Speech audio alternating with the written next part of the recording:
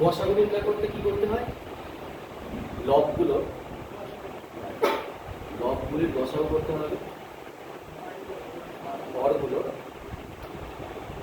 গসাগু করতে হবে।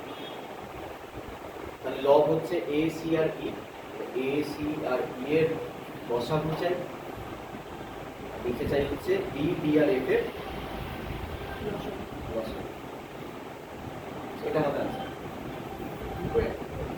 হ্যাঁ, এখানে দুটো অপশন একই দিয়ে দিয়েছে, ঠিক আছে। ইউটা এটা।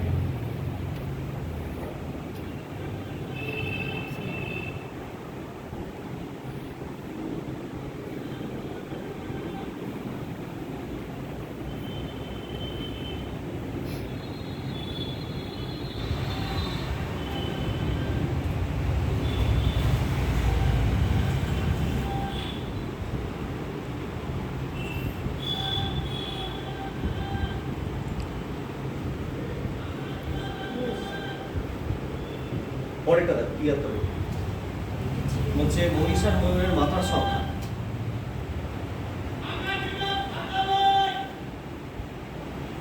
মাথার সংখ্যা হচ্ছে কটা? ৫০টা, মানে টোটাল অ্যানিমেল রয়েছে ৫০টা।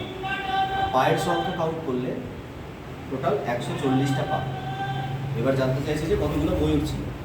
একদিকে লিখবে হচ্ছে মহিষ, আর একদিকে ময়ূর লিখে দাও। এবার পায়ের সংখ্যা দিয়ে অ্যালিগেশন চালিয়ে দাও। কীরকম? তুমি ধরে নাও এই ৫০টাই ছিল হচ্ছে মহিষ। যদি ৫০টাই যদি মহিষ হয় তাহলে পায়ের সংখ্যা কতগুলো হবে? ৫০ × ৪। ৫০ × 4 মানে ২০০। আবার ধরে নেবো ৫০টাই ছিল হচ্ছে ময়ূর, তাহলে পায়ের সংখ্যা দুটো করে ১০০টা হবে। তাহলে এখানে লিখবে ১০০। কিন্তু পায়ের সংখ্যা ২০০ বা ১০০ কোনোটাই নেই, আছে হচ্ছে ১৪০। মিডিলে ১৪০ দিকে অ্যালিগেশন করো, মানে এদিকে ডিফারেন্স দাও ৪০ দেখো, ওদিকে ডিফারেন্সটা হচ্ছে ৬০। ছোটো করে দাও কাটাকুটি, 2:3 পাওয়া যাচ্ছে। আর মানে টোটাল যদি 5টা অ্যানিমাল থাকে তার মধ্যে দুটো আছে মহিষ আর 3টে ময়ূর আছে। কিন্তু টোটাল অ্যানিমাল তো 5টা নেই, আছে 50টা। তাহলে এটাকে 50 বানিয়ে দাও, পিছনে একটা করে 0 বসিয়ে দিলেই 50-এ কনভার্ট হয়ে যাবে। তাহলে 20টা মহিষ ছিল, 30টা ময়ূর ছিল। এখানে চেয়েছি ময়ূরের সংখ্যা, এইটা হবে আছে।